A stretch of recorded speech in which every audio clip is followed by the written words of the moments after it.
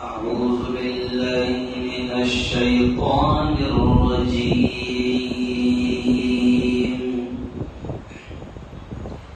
بسم الله الرحمن الرحيم.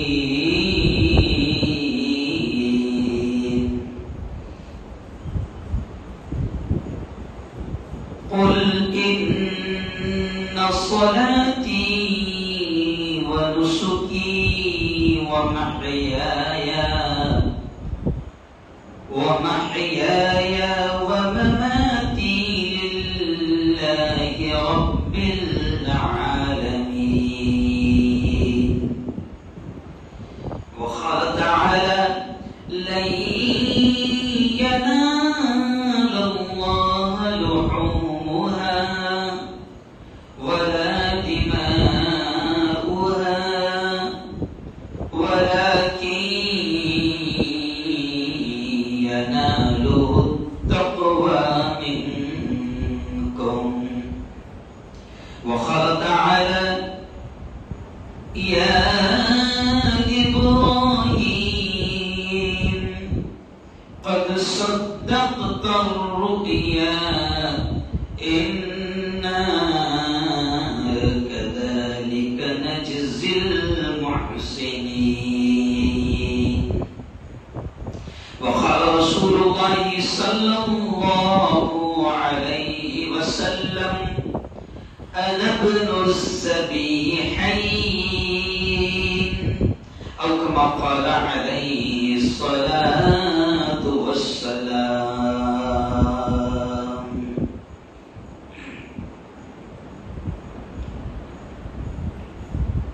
بہت ہی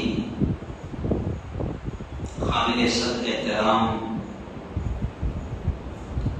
میرے نوجوان دوستوں، بزرگوں اور ساتھیوں، سب سے پہلے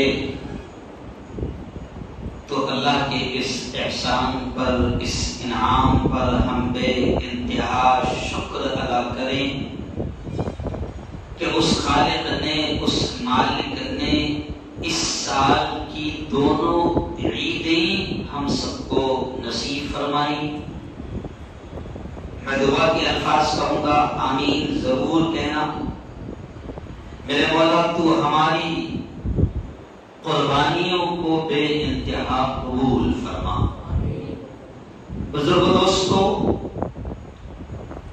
تقریباً یہ 3 جمعہ سے یا 3 ہفتوں سے میں الگ الگ انداز میں قربانی کے واقعات، حضرت ابراہیم علیہ الصلاۃ والتسلیم کی زندگی کی جھلکیاں اور لاڈلے حضرت اسماعیل علیہ الصلاۃ والسلام کے واقعات، ان کی امی جان حضرت حاجرہ کے واقعات میں الگ الگ انداز میں بیان کر رہا ہوں. اور وجہ اس کی صرف اور صرف یہ ہے کہ اللہ نے بھی قرآن پاک میں اپنے نبیوں کے واقعات کو، اپنے نبیوں کی زندگی کو بیان فرمایا ہے. اور اللہ نے یہ بھی کہا ہے کہ ان کی زندگیاں تمہارے لیے رول ماڈل ہے، آئیڈیل ہے، نمونہ ہے. قرآن پاک میں میرے ان بندوں کے واقعات کو، ان کی زندگی کو پڑھا کرو تو تمہیں بہت کچھ دنیا میں کیسے رہنا ہے اور دنیا میں حالات آئے تو ان کا مقابلہ کیسے کرنا ہے.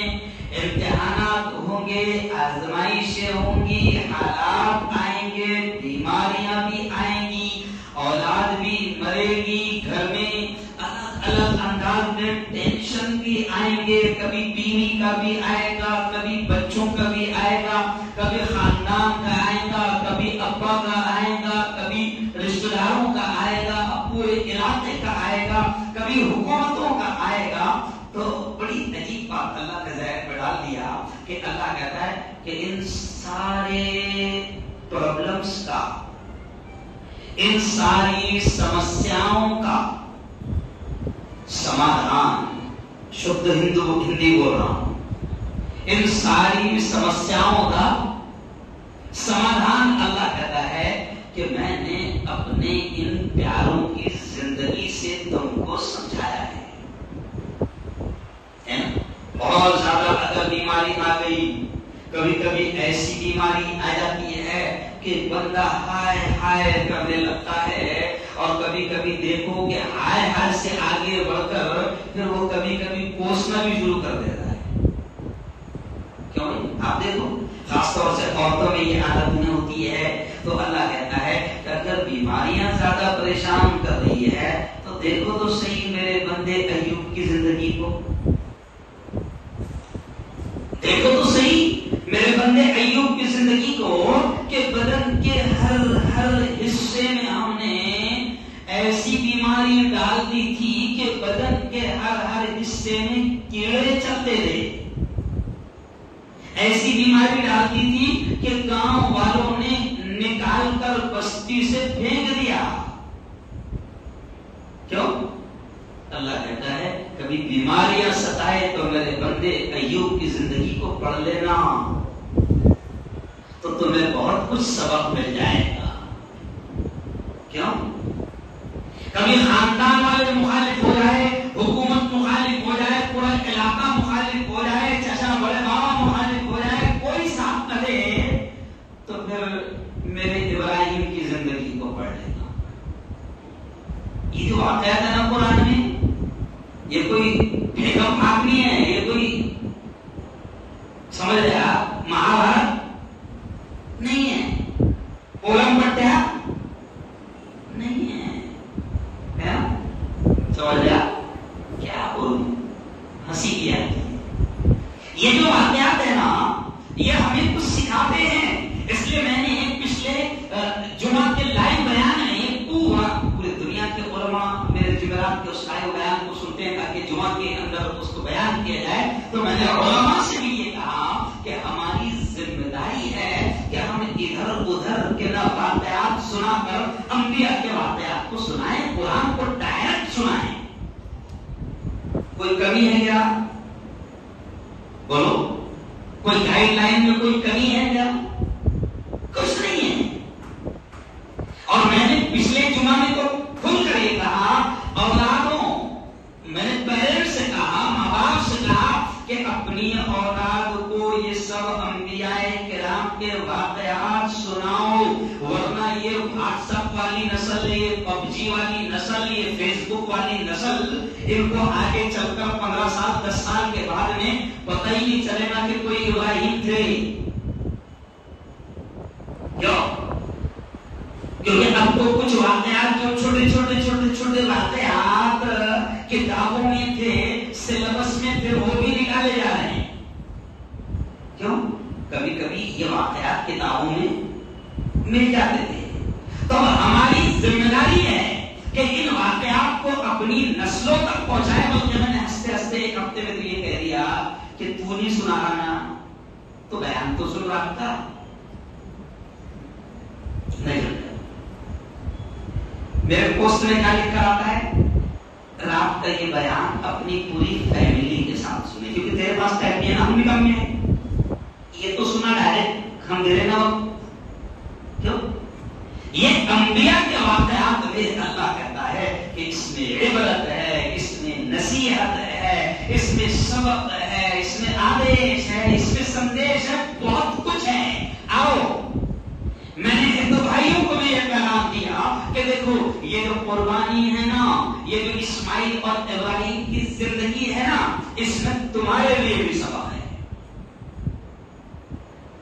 ایک ہندو نے کمنٹ کر کے کہا کہ ہمارے لیے کیا سبق ہے؟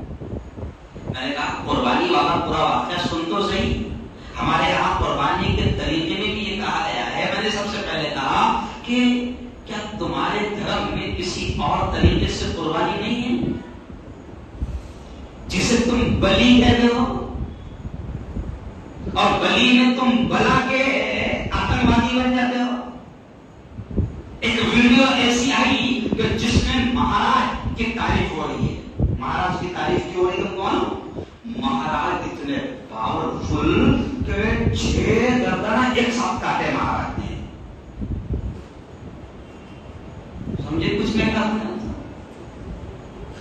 ایسے اب ویڈیو آئی باقاعدہ وائرل ہوئی، ایسے 6 جانوروں کو ایک ساتھ ایک کے اوپر ایک لکڑیوں سے باندھ دیا گیا، گردن آگے کر کے، اور باقاعدہ مہاراج نے ایک خنجر مارے اور 6 گردنیں ایک ساتھ. پاورفل مہاراج، سمجھے آپ؟ او یارو، کبھی کبھی اسلام کی سچائی اس اسٹائل میں بھی پہنچایا کرو.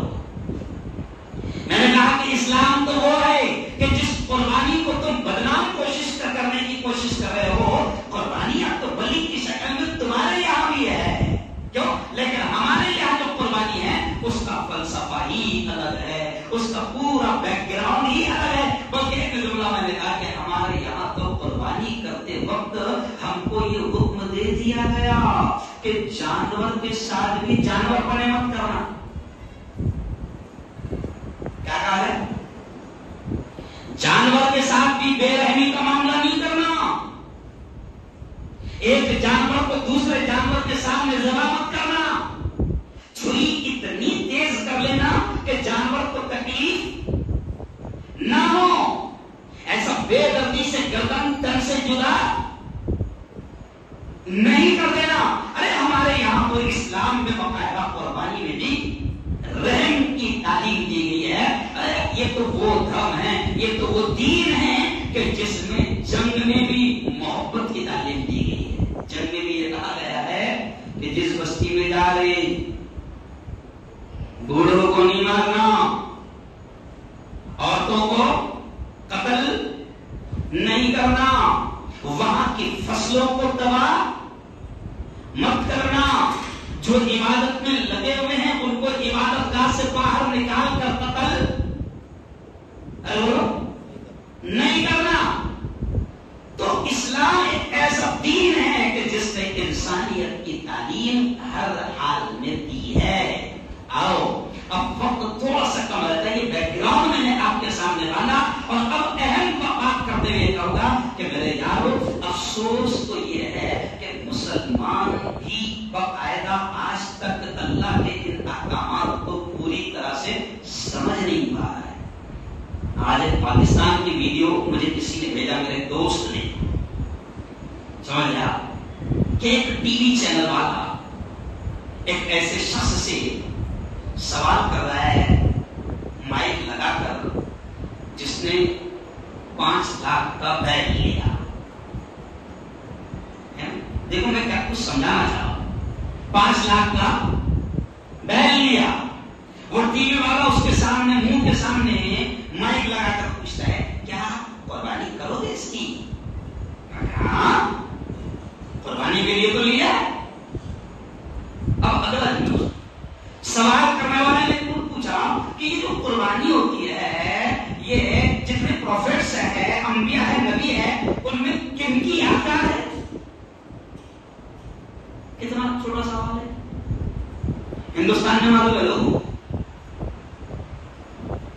سمجھو اشارہ، ہندوستان میں معلوم ہے. تو جیسے ہی اس میڈیا والے نے سوال کی ہے کیا قربانی، کس کی یادگار ہے، کون سے نبی کی یادگار ہے، تو وہ سب جانے لگے. یہ واقعہ ہمیں یہ درشا رہا ہے، یہ اشارہ کر رہا ہے کہ آج تک مسلمان بھی حقائق اور سچائیاں اور حکمتوں سے نابلد ہے. اور یارو سنو، کل کا جو میرا بیان تھا کہ قربانی کا مقصد کیا ہے، قربانی کا سندیش کیا ہے، قربانی کا پیغام کیا ہے، اور کیوں یہ اللہ لاکھوں کروڑوں جانوروں کو اللہ ذبح کروا رہا ہے، اور کیوں پوری دنیا میں کروڑوں جانور ذبح ہو رہے ہیں، اور اللہ یہ کہہ رہا ہے کہ قربانی کے ان 3 دنوں میں مجھے قربانی سے زیادہ کوئی عمل پسند نہیں ہے. تو آخر ایسا کیوں کروا رہا ہے اللہ؟ کیا مقصد ہے اس کا؟ اب بہت ساری باتیں جمعہ کے بیان میں تو نہیں آ سکتی، لیکن اب میں تم کو تھوڑا سا جھلکیاں بتاتا ہوں کہ علماء کرام نے، مفسرین نے، قرآن کی تفسیر کرنے والوں نے ساری چیزوں کو سامنے رکھا ہے کہ مسلمانوں، قربانی کا سب سے پہلا مقصد یہ ہے رب کو خوش کرنا. کیا ہے؟ رب کو خوش کرنا. تو نے حکم دے دیا نا، اب میری باولی عقل میں آئے یا نہ آئے. میں کیوں کہہ رہا ہوں کہ اپن باولی سے اپن کوئی بہت زیادہ ہوشیار اور پڑھے لکھے نہیں ہے. یہ اس لیے کہہ رہا کہ سمجھنا نہیں ہوا، کیونکہ آج بھی یہ اس لیے میں جملہ کہہ رہا ہوں کہ پڑھے لکھے مسلمانوں کے آرٹیکل میں نے پڑھا کہ پڑھے لکھے جاہل آبجیکشن لے رہے ہیں. کیا فرق پڑتا کہ اتنے جانور ذبح کرنے سے اچھا ہے کر کسی غریب یتیم کو دے کر اس کی شادیاں کروا دی جائے. تو ایک پوائنٹ کی اگر ڈیٹیل بتانے جاؤ تو آپ حیران رہ جائیں. یہ جاہلی کا میں یہ آبجیکشن ہو لے رہے ہیں جو پڑھے لکھے کا ٹیسٹی میں نے کہا کہ اپن ماحول ایسا ہم کو اللہ کے راز ابھی تک سمجھ میں نہیں آئے ہیں. مفتی طارق مسعود نے تھوڑا پیارا جملہ کہا. مفتی طارق مسعود نے یہ جملہ کہا کہ سب سے پہلا مقصد قربانیاں کا یہ ہے رب کو راضی کرنا. تیرے عقل میں آئے یا نہ آئے. اور سیکھو ابراہیم کی زندگی سے. کیا کہتے ہو؟ سیکھو ابراہیم کی زندگی سے. ابراہیم کو 84 سال کی عمر میں 86 سال کی عمر میں بڑے مانگ کر منتوں کے بعد میں ایک اللہ اولاد دیتا ہے اور ابراہیم سے کہتا ہے ابراہیم اس کو ذبح کر دو. تو ابراہیم نے کہنا چاہیے تھا نا مولا کیا اونٹ کرو گے؟ پکڑے بھی ہیں میرے پاس میں، پکڑے کر دوں. ابراہیم ایسے دے کر رب نے حکم دے دیا قبول تیار اکلوتی ایک اولاد کو کاٹنے کے لیے. جب جا کر اللہ نے کہا ابراہیم خلیل اللہ، ابراہیم میرا یار ہے، میرا یار ہے، میرا دوست ہے ابراہیم. قرآن کہتا ہے، اللہ کہتا ہے واتخذ اللہ ابراہیم خلیلا، کہ اللہ کہتا ہے میں نے ابراہیم کو میرا دوست بنایا اور پوری دنیا میں اعلان کر دیا. تو ایسے نہیں بنایا دوست، ایسے نہیں یار کہا، آزمایا، اتنا آزمایا، ایسی ایسی آزمائش لی کہ قربانی کا جب آرڈر دیا تو اللہ خود کہتا ہے کہ میرے یار کو جبرائیل جاؤ، میں نے اس کو کہا تھا کہ بچے کو قربان کر دو، وہ قربان کرنے کے لیے تیار ہو گیا. جاؤ جبرائیل فوراً جانور کو لے کر ذبح کروا دو، میرا یار مانے گا نہیں. اور یہ آج کا وقت جانور کی قربانی کرنے کے لیے یہ سوچ رہا ہے پڑھا لکھا جاہل مالدار، یہ اللہ کے نام پر جانور ذبح کرنے کے لیے دربار سوچ رہا ہے کہ کتنے کا جانور آئے گا اور مہنگا بہت ہو گیا اور دام بہت بڑھ گیا. اور پھر تمنا ہوتی ہے کہ سارے حالات درست ہو جائے، اللہ کی رحمتیں ہوں، ظالموں کا ظلم نہ ہو. نہیں، ابراہیم کے واقعے کو مولانا خالد صاحب الرحمانی نے کہا کہ ہر سال ابراہیم کے واقعے کو اللہ نے دہرایا. ورنہ اللہ یہ نہیں کہہ سکتا تھا زندگی میں جیسے ایک مرتبہ حج کر لیا نا، ہو گیا ختم، ایک بار قربانی کر لیا، دوبارہ زندگی میں تجھے قربانی کرنے کی ضرورت نہیں. لیکن ہر سال اللہ نے قربانی کو اس لیے واجب قرار دیا کہ ہر سال تو ابراہیم کی یاد کو تازہ کر. اور اس یاد کے پیچھے اللہ کہتا ہے کہ جانوروں کو ذبح کروانا میرا مقصد نہیں ہے، میرا مقصد تو یہ ہے کہ جانور کو ذبح کرتے کرتے تیرے دل میں یہ جذبہ آ جائے کہ مولا آج تیرے اشارے پر، تیرے حکم پر آج میں جانور ذبح کر رہا ہوں. اگر وقت آیا تو میں اسی طرح اپنے آپ کو بھی قربان کر دوں گا اور اپنی اولاد کو بھی تیرے دین کی خاطر لٹا دوں گا. یہ جذبہ پیدا کروانے کے لیے ہر سال کروایا گیا. اور جو قربان ہونا جانتا ہے نا اللہ اس کی نسلوں میں بھی برکت دیتا ہے. جو ابراہیم قربانی کے لیے تیار ہو گئے تو اللہ نے ابراہیم کی نسل میں پیدا کیا محمد رسول اللہ. ایک عجیب بات، بڑا علمی پوائنٹ، نبی پاک نے ایک عجیب جملہ کہا ہے انا ابن الصبیحین. پیارے آقا نے فرمایا کہ میں 2 ذبیحوں کی اولاد ہوں. میرے باپ دادا میں 2 اللہ کے نام پر ذبح ہونے کے لیے تیار ہوئے. ابھی معلوم ہے کیا؟ نہیں معلوم. ابراہیم حضرت پیارے آقا کہتے ہیں کہ میں 2 ذبیحوں کی اولاد ہوں. انا ابن الذبیحین، میرے باپ دادا میں 2 ذبح ہونے والے ہیں جو اللہ کے نام پر ہوئے. ایک تو یہی اسماعیل اور دوسرے خود میرے ابا عبداللہ. واقعہ لمبا چوڑا ہے کہ جب ابراہیم نے حملہ کر دیا اور تیاری سے آ گیا تو اس وقت آپ کے دادا نے منت مانی کہ اگر کعبۃ اللہ بچ جائے گا اور ابراہیم حملے سے میں ناکام ہو جائے گا تو میں میرے بیٹے کو ذبح کروں گا. یعنی آپ کے بیٹے کون؟ حضور کے والد عبداللہ. تو حضرت عبداللہ عرب میں رواج تھا کہ ایک جان کے بدلے 100 اونٹ ذبح کیے جاتے تھے. ابراہیم سب نے سنا، ابراہیم ہار گیا. قرآن کہتا ہے الم تر کیف فعل ربک باصحاب الفیل الم یجعل کیدہم فی تضلیل وارسل علیہم طیرا ابابیل ترمیہم بحجارۃ من سجیل فجعلہم کعصف مأکول. اللہ کہتا ہے کہ ابراہیم کو اس کے پورے لشکر کے ساتھ میں ہم نے بھوسے کی طرح بنا دیا. آج بھی وہ جگہ موجود ہے اور جب وہاں جاؤ تو وہاں جگہ آنے سے پہلے باقاعدہ کہہ دیا جاتا ہے یہاں رکنا نہیں، کیونکہ شریعت کا یہ حکم ہے جہاں جہاں عذاب آئے ہوئے ہیں ان جگہ پر رکنا نہیں. کیوں؟ لیکن میں نے ہنستے ہنستے جب میں وہاں پر تھا تو میں نے کہا کہ ڈرائیور صاحب تو نے بھی روکنا نہیں. میں تو یہاں سیلفی نہیں سمجھا، نہیں سمجھا. ہے ایک سیل ہے وہاں اتر کے سیلفی لیں گے. یہی وہ جگہ ہے جہاں ابراہیم مرا تھا. میں ہے بھی تو ہو گئے. تو عبد المطلب نے یہ نیت مانی تھی کہ ابراہیم شکست کھا گیا تو میں بیٹے کو ذبح کروں گا. اب حضور کے والد عبداللہ کے بدلے میں 100 اونٹ کی قربانی دی گئی. تو اس پر نبی پاک نے کہا کہ میں 2 ذبیحوں کی اولاد. تو ایک عالم دین تھوڑا سا تنزیہ انداز میں بات کرتے ہیں، انہوں نے بڑی پیاری بات کہی کہ جب نسلوں میں قربانی دینے والے ہو تو اولاد میں بھی قربانی دینے والے پیدا ہوتے ہیں. سمجھا؟ اور جب نسلوں میں 2 نمبری ہو تو اولاد میں بھی باپ نمبری تو بیٹا، ارے بولو نا بھائی، 10 نمبری 2 نمبری نہیں. تو قربانی کا جذبہ پیدا کروایا گیا ہے.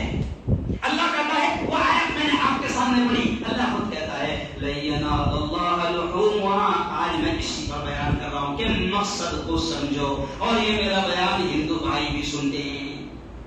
ایک اور ہوتا ہے میرا بیان ہندو بھائی بھی سنتے ہیں، ان تک بھی جاتا ہے. وہ بھی کبھی کبھی کمنٹ کرتے ہیں کہ صاحب ہمارا جو کنسپٹ تھا قربانی کے تعلق سے ہم کو کچھ حقیقتیں پتہ چلی ہے. تو سنو، قربانی کا مقصد ہمارے یہاں صرف بلی کی طرح جانوروں کو چلا دینا نہیں، بلکہ ہم کو یہ سکھایا گیا کہ جانور ذبح کرتے وقت تو دعا پڑھ. تو اس دعا میں ہم کو بتایا گیا کہ تیرے اندر اگر یہ جذبہ نہیں آیا تو ایسی قربانی اللہ کو قبول نہیں. وہ دعا میں ہم کو سکھا دیا گیا انی وجہت وجہی للذی فطر السماوات والارض. ہمیں کیا حکم دیا گیا کہ جانور کو ذبح کر رہے تو جانور کا چہرہ بھی قبلے کی طرف کر لو، تمہارا چہرہ بھی قبلے کی طرف کر لو. پھر ہم کو بتا دیا گیا کہ دیکھ جانور کا چہرہ بھی قبلے کی طرف، تیرا چہرہ بھی قبلے کی طرف، اسی طرح تیرا رخ ہمیشہ اسی طرف رہے گا تو دنیا میں بھی کامیاب رہے گا. کیوں؟ دنیا میں بھی کامیاب رہے گا. پھر ہم کو حکم دیا گیا کہ قل، اے نبی کہہ دو اللہ کے ذریعے، اللہ نے نبی کے ذریعے سے کہلوایا کہ کہہ دو قربانی کے وقت کی یہ دعا ہے، یہ الفاظ ہے کہ کہہ دو جانور کو ذبح کرتے وقت ان صلاتی، کہ بے شک میری نماز، و نسکی، اور میری قربانی، و محیایا، اور میرا جینا، و مماتی، اور میرا مرنا، للہ رب العالمین، سب اس اللہ کے لیے ہے جو عالموں کا رب ہے. اے نا سب تیرے لیے، یہ قربانی بھی ہے نا سب تیرے لیے. نماز کی ابھی بھی نماز پڑھیں گے تو نیت کیا مانگتے ہیں ہم لوگ خاص واسطے؟ ارے بولو اللہ کہہ رہا نماز بھی تیرے لیے، قربانی بھی تیرے لیے. ڈاکٹر اسرار صاحب نے بڑا پیارا جملہ کہا کہ بھیا اتنا کافی تھا نا کہ نماز بھی تیرے لیے، قربانی بھی تیرے لیے، لیکن اگلا جملہ یہ کہہ رہا ہے کہ صرف نماز اور قربانی تیرے لیے نہیں، محیایا و مماتی، میرا مرنا بھی تیرے لیے ہے اور جینا بھی تیرے لیے. ایسا نہیں کہ میں نماز کو تیرے لیے پڑھوں گا، قربانی تو تیرے لیے کروں گا، لیکن جیوں گا اپنے حساب سے. کیسا جیوں گا؟ اپنے حساب سے. جیوں گا اپنے حساب سے، دھندا کروں گا اپنے حساب سے. اگر کوئی مجھے پیاز کھانے سے روکے نا تو میں سمجھاؤں گا کہ نہیں چلتا اس کے بغیر. سمجھ گیا؟ پیاز کے بغیر دھندے میں پروموشن نہیں ہوگا. جب تک کہ لون نہیں ہوگا تب تک کہ گاڑی نہیں چلوگی. اللہ کہتا ہے نہیں، قسم کھا لے قربانی کے جانور کو ذبح کرتے وقت کہ میرا جینا بھی تیرے لیے ہے، میرا مرنا بھی تیرے لیے ہے.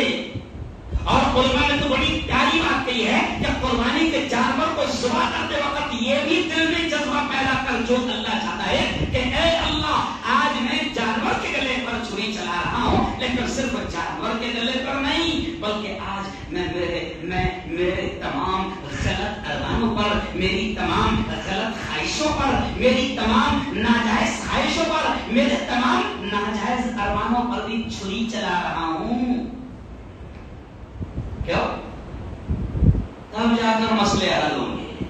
علامہ اقبال نے کہا نا کہ آج بھی ہو جو براہیم سکیماں پیدا، آگ کر سکتی ہے اندازے ارے بولو گلستان پیدا. کیوں کہ آج ابراہیم، اقبال کہتے ہیں کہ ابراہیم کے جیسا وہ جذبہ و ایمان پیدا کرو، ابراہیم کے جیسا وہ جذبہ پیدا کرو کہ پورا خاندان اپوزیشن میں. اللہ کہتا ہے کہ یار کو میں نے آزمایا تو پہلی آزمائش ایسی لیا کہ یار کو پیدا ہی اس گھرانے میں کر دیا کہ وہ گھرانہ پورے علاقے میں بتوں کا ڈیلر، پورے علاقے میں یہاں سے لے کے کشمیر تک، وہاں سے لے کے وہاں تک بت کہاں سے جا رہے، مورتیاں کہاں سے جا رہی، گھرانے سے. اب اللہ نے یار کو اچھے گھرانے میں پیدا کرنا چاہیے تھا، اچھے خاندان میں. اللہ نے یار کو اللہ کہتا میں نے یار کو آزمایا یہی سے کہ تیری پیدائش سے ہی ایگزام تیرا، امتحان تیرا. دیکھتا ہوں کہ یار جب بنا رہا ہوں تو ہر طرح سے ٹھوک بجا کر دیکھوں گا. اللہ نے جب یار کہا ابراہیم کو تو ایسے نہیں کہا، جب یار خدا بناتا ہے تو ایسے نہیں بناتا ہے. میں اکثر مثال دیتا ہوں کہ ہم لوگوں کا حال یہ ہے کہ جب کسی کو دوست بنا رہے ہیں تو ہر طرح سے ٹھوک بجا کے دیکھتے. بات تو نہیں ہے نا، اینڈ تک میں چھوڑ تو نہیں دے گا. رشتہ داری اگر کسی سے کرنا ہے تو ہر طرح سے ٹھوک بجا کے دیکھتے، ہر طرح سے انکوائری کرتے، بلکہ ابھی تو اسٹائل ہے بھائی بھائی سے بھی معلوم کرتے. بھائی بھائی سمجھتے؟ ارے بولو نا بھائی، بھائی بھائی سے بھی معلوم کرتے ہے کیا لائے قریب کرنے کے لائے. ارے بولو ہے کیا رشتہ جوڑنے کے لائے ہے کیا. تو جب ہم اتنا چیک کرتے، جب ہم کو چھپری تو ہم جب اتنا چیک کرتے ہیں تو وہ یار جب کسی کو یار بنائے گا تو کیسے چیک کیا ہوگا. اور پھر جب اس نے یار بنایا تو بچپن میں بھی وہ یار بھی اتنا پرفیکٹ نکلا کہ پورا خاندان مخالف، پورا گاؤں مخالف، حکومت مخالف، کوئی ساتھ میں نہیں. اور ایسا بھی نہیں کہ بڑی عمر ہے خود چھوٹے ہیں اور پوری حکومت مخالف، اور اس وقت بھی کہہ رہے ہیں کہ میں ان کو خدا مان ہی نہیں سکتا. اور پوری قوم کو سمجھا رہے ہیں کہ یار کیا کر رہے ہو، یہ خدا کیسے ہو سکتے ہیں. ان کو تم اپنا دکھڑا سنا رہے ہو، ان کو اپنا درد سنا رہے ہو. کیوں؟ یہ خدا کیسے ہو سکتے ہیں، ان کو تو تم نے اپنے ہاتھوں سے بنایا. او بڑے بابا میں نے خود دیکھا پانی ختم ہو گیا تو نالی کا پانی، تو نالی کے پانی کا بنا ہوا خدا. کیوں بھائی؟ ناپاک مٹی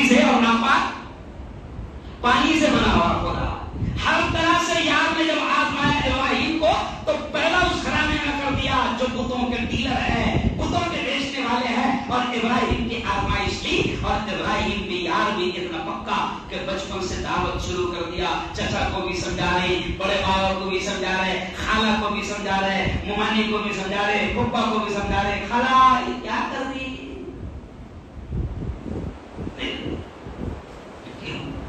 نہیں مانے تو پھر ابراہیم نے بولا ٹھیک ہے, الگ اسٹائل سے تھوڑا سا سمجھانا پڑے گا. ابراہیم نے کہا کہ الگ اسٹائل سے سمجھائے. کیوں؟ قصص النبیین عربی کی چھوٹی سی کتاب ہے, مدرسے کی تیسری میں دوسری میں پڑھائی جاتی ہے. ہم نے وہ مدرسے میں پڑھے ہیں. مولانا علی ندوی جو میرے استاد تھے وہ اس کے رائٹر ہے, تو انہوں نے وہ سبق لکھا ہے من کسر الاصنام عربی میں. تو وہ سبق کی ہیڈ لائن ہے کہ بتوں کو کون توڑا, بتوں کو کون توڑا.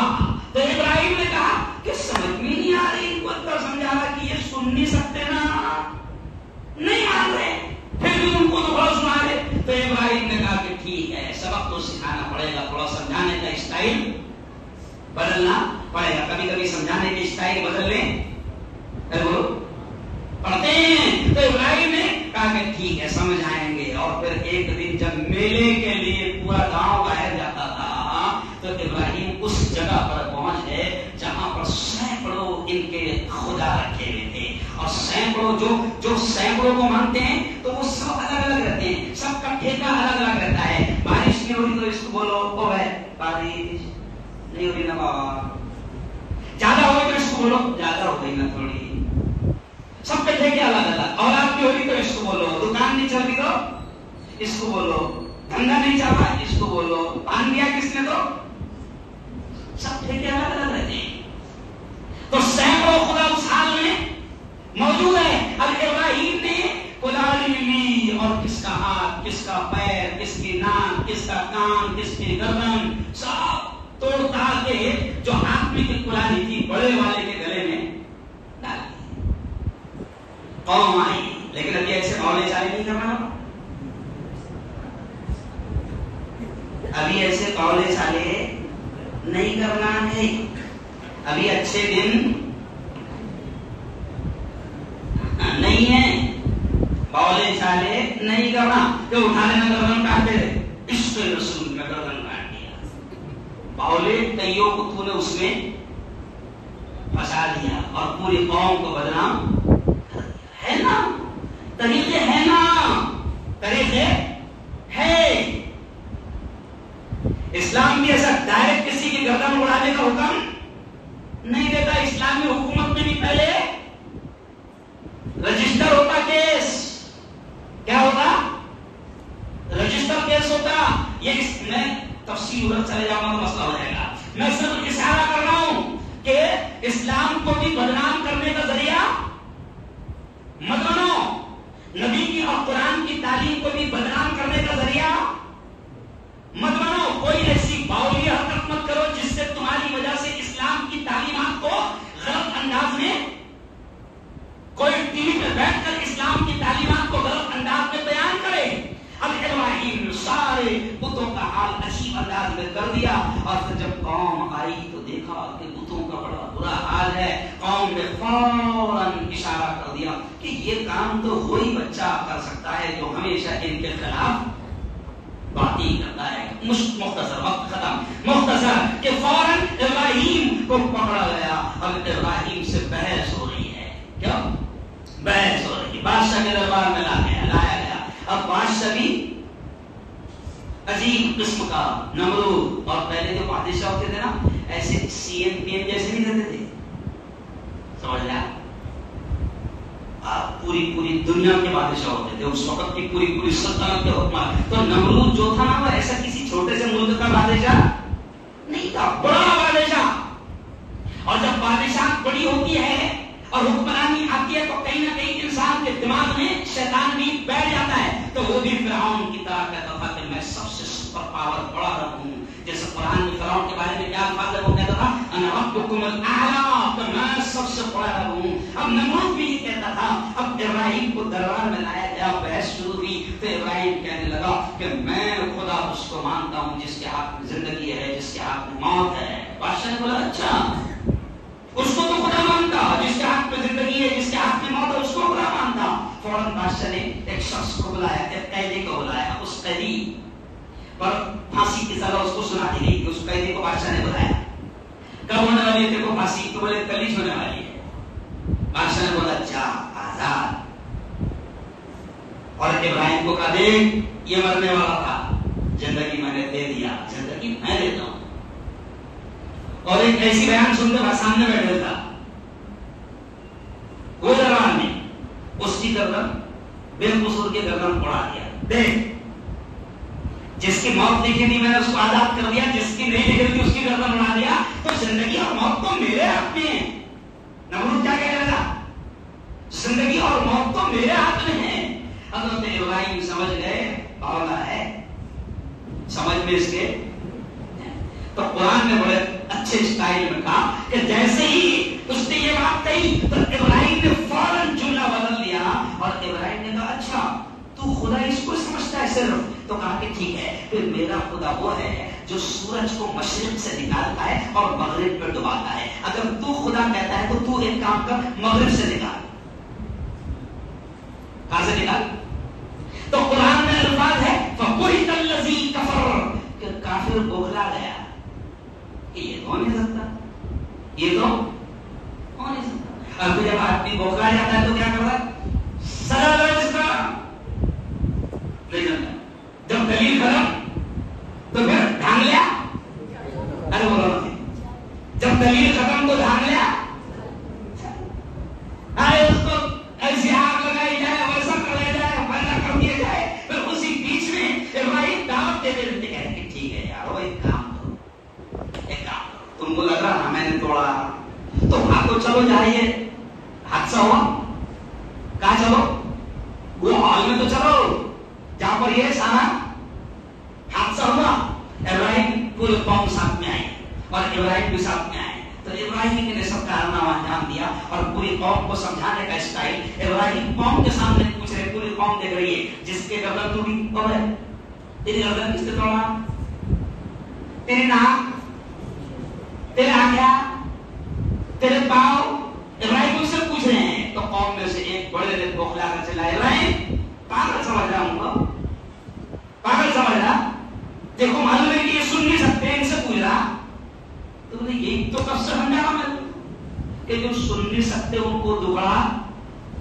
ارے بولو سناتے کیوں ہو؟ تو ابراہیم کی زندگی سے ہم کو ایک پیغام ملتا ہے کہ ہمارے گھر میں بھی خالاؤں نے ایسے کئی پوسٹر لگائے ہیں. نہیں سمجھے آپ؟ اس کا مجھے ڈیٹیل کرنے کا ٹائم نہیں.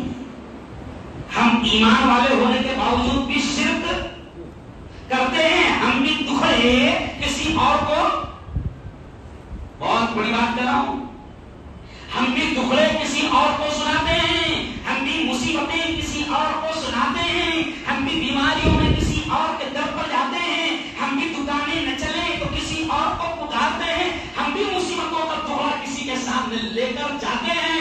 سنو ابراہیم کی تعلیمات اور ابراہیم کی زندگی اور محمد مصطفیٰ کی زندگی اور ان کی تعلیم بھی کہتی ہے کہ جوتے کا بن بھی ٹوٹ جائے. نبی کے الفاظ ہیں، یہ میرے الفاظ نہیں. نبی کہتے ہیں کہ جوتے کا بن بھی ٹوٹ جائے تو اللہ سے مانگو. اب دماغ میں بات کہ جوتے کا بن ٹوٹا تو اللہ سے کیا مانگنا؟ 10 روپے لینا، سبھاش چوک جانا، لگا. سمپل سی بات ہے نا بھائی، سادی سی بات. لیکن بتایا گیا کہ دیکھ تیرے جوتے کا بن ٹوٹ جائے تو وہ بھی اللہ سے مانگ. یعنی مسلمان کو یہ پیغام دیا گیا کہ تیری چھوٹی سے چھوٹی سمسیا اور بڑی سے بڑی سمسیا کس کے سامنے رکھ. ارے بولو اللہ. کیونکہ میرا جینا، میرا مرنا، میری قربانی، میری نماز، میرا حج، میری زکات، میرا صدقہ، میری خیرات سب کس کے لیے ہے؟ ارے بولو اللہ کے لیے. آخری جملہ کہوں گا کہ جیسے علامہ اقبال نے کہا کہ آج بھی وہ جو براہیم سکیمہ پیدا آج کر سکتی ہے انداز گلستہ پیدا. آج میں آپ سے کہہ رہا ہوں کہ اس وقت تو ابراہیم کی زندگی کو زیادہ سننے اور سنانے کی ضرورت ہے، کیونکہ آج ہمارا ایمان پورا ہو گیا، ایک دم کھوکھلا ہو گیا.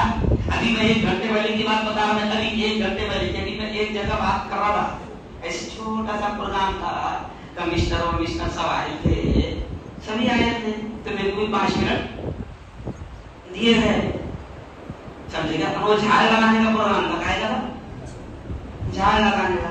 تو میرا ایک کام ہے کہ موقع ہاتھ سے جانے نہیں, سمجھا نہیں لیتا, سمجھا. تو جیسی میں نے جھاڑ لگاتے لگاتے تذکرہ کر دیا کشمیر کا, کہ کشمیر میں کتنی ہریالی ہے, سمجھ گئے ہے نا. تو ہمارے میں ایک پیچھے سے ہوتا بابا, سمجھ گئے کیا. ارے واللہ یہ پھوس ہے, یہ ایسے لوگوں کی وجہ سے پوری قوم, یعنی بولو تو صحیح, حق کا اظہار کرو تو صحیح, بتاؤ نا. میں 1 مہینے پہلے کشمیر میں تھا تو میں نے لکھا بھی, بولا بھی, دکھایا بھی کہ کشمیر کتنا اچھا ہے, کشمیر کتنے اچھے ہیں, کیونکہ اسی زمانے میں کشمیریوں کو بدنام کرنے کے لیے ایک نیچ حرکت کی گئی تھی, ایک فلم لگا. اور آج 6 دن پہلے ایک ہندو چینل ٹی وی 9 نے بالکل کھل کر 3 منٹ تک بتایا, اور میں نے خود اپنے چینل پر بتایا کہ دیپیندر جی گری مہاراج وہ اپنی زبان سے کہہ رہے ہیں کہ عید کا تہوار چھوڑ کر عید کے دن جب آفت آئی اور پہاڑ سے پتھر گرنے لگے اور آسمان کے بادل پھٹ گئے اور لوگ دب گئے, تو مہاراج نے یہ بیان دیا کہ کشمیری مسلمان اتنے اچھے ہیں کہ عید کا تہوار چھوڑ کر کشمیری مسلمانوں نے ہماری جانوں کو بچانے کا کام کیا. تو بولو نا, دکھاؤ تمہاری اچھائیاں, تمہارے اسلام کی اچھائیاں. کوئی نہ لکھنے کو تیار, نہ کوئی بولنے کو تیار. تو کم از کم بزدلو, اگر کوئی بول رہا ہے تو اس کو بولنے کو تو ہے نا میرے روم میں. لیکن اس وقت اگر ہندو بھائی نہ ہوتے تو تم کو معلوم ہے تم کس کو چھوڑتے. لیکن میں نے عزت کیا, یعنی آپ کو یہ اس لیے کہہ رہا ہوں کہ آج ایمان اتنا ملا ہو گیا کہ ہم سچ اور حق بات کہہ بھی نہیں پا رہے ہیں. ابراہیم کفر کے میدان میں, بادشاہ کے دربار میں ایک اللہ کا پاور بتا رہے کہ اللہ وہ ہے, اور ہم اپنی خالہ کو نہیں سمجھا رہے کہ ایسا مت کرو. دیکھو مثال سمجھو, ہم اپنے چاچا اور بڑے باپ کو نہیں سمجھا پا رہے ہیں. اگر چاچا اور بڑے باپ شرک کا کوئی کام کر رہا ہے اور پھر کوئی ایسا کھانا, دیکھو آپ بہت عجیب مثال دے رہا ہوں, اللہ کرے کہ سمجھ لے آدھے منٹ میں, اللہ کرے کہ سمجھ میں آ جائے کہ چاچا بڑے باپ یا خاندان میں کوئی ایسا کھانا رکھا, دعوت رکھی کہ جس کا تعلق شرک سے ہے, تو یہ اس کو سمجھا رہا نہیں بلکہ جا رہا, اور یہ بول کے جا رہا, ناراض ہو جائیں گے نا پھر نہیں گئے تو بڑے بابا, اللہ ناراض ہوا چلے گا ان کو, بڑے بابا ناراض نہیں ہونا. ارے سمجھاؤ ابراہیم کی زندگی کا آخری پیغام کہ ابراہیم نے توحید کا پیغام دیا, ایک اللہ سے ہونے کا اور ایک اللہ کے پاور کا پیغام دیا. اپنے خاندان میں بھی اگر قربانی کرتے ہو تو اپنے خاندان میں بھی اگر کوئی شرک کرتا ہے تو اس کو سمجھانے کا, روکنے کا کام کرو. یہ مت سوچو کہ خالہ ناراض ہو جائے گی, کیوں بابا ناراض ہو جائیں گے, خاندان ناراض ہو جائے گا. اگر وہ شرک کا کام کر رہے تو ان کو بھی محبت سے ہی صحیح, لیکن سمجھاؤ تو صحیح کہ یہ چیز شرک ہے. تھوڑی بھی اگر تکلیف آئے تو مسئلہ کس کے سامنے رکھو. ارے بولو, ایک بات یاد آ گئی, آدھے میں بول دوں, میں نے خرچ کیا اس کی ایک بات عجیب یاد آ گئی سر, یہ کہتے کرتے یاد آ گئی, یہ کہتے کرتے یاد آ گئی. میرا 20 سال کا بیٹا مر گیا, ماں کی نا ماں, ماں کو محبت کرتی ہے, رہتی ہے ماں بھائی, بس کسی بھی طریقے سے بچہ کیا کرے, بچہ ہے. تو اب کام والیاں آ کر میری بیوی کو, بچے کو, دیکھ بھائی مفتی صاحب نہیں مانتے, اپن چوری سے چلے گئے, سمجھ جاؤ کیا بولو, چوری سے چلے گئے, کہا بابا کے پاس. اب اس کو یہ معلوم کہ بڑا بابا تو نہیں ہے, کہاں چلے گئے, بابا کے پاس. اب کبھی نہ کبھی عورت تھوڑی سی بہکار میں آئی جاتی ہے, تو جیسی اس کی باتوں سے, میری گھر والوں کی باتوں سے اگر ایسا لگا بھی کہ ٹھیک ہے اپن مفتی صاحب جب باہر کے جائیں گے تو اپن جائیں گے, تو میرا بیٹا مر گیا، اس کی بات ابھی مجھے یاد آ گئی. یہ بات کرتے کرتے تو میرا بیٹا میری بیوی کو کہتا تھا اما جان مرنے دینا، مر جاؤں گا مادر ادھر ادھر.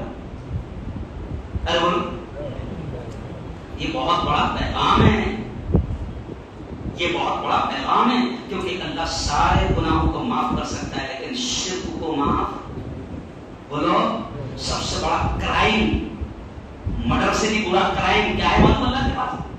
اور میں نے کہا اللہ نے الفاظ کیا ہے، آپ کے سامنے پڑھو، ان الشرک لظلم عظیم. اللہ کہتا ہے کہ میرے پاس جو کرائم کی جو لسٹ ہے اس میں سب سے بڑا کرائم اور جرم اگر کوئی ہے تو وہ کیا ہے؟ ارے بولو، مر جانا، مگر اللہ کے علاوہ دوسرا کسی کو نہ سنانا. اللہ تعالیٰ ہم سب کو صحیح سمجھ نصیب فرمائے. جن حضرات نے سنتی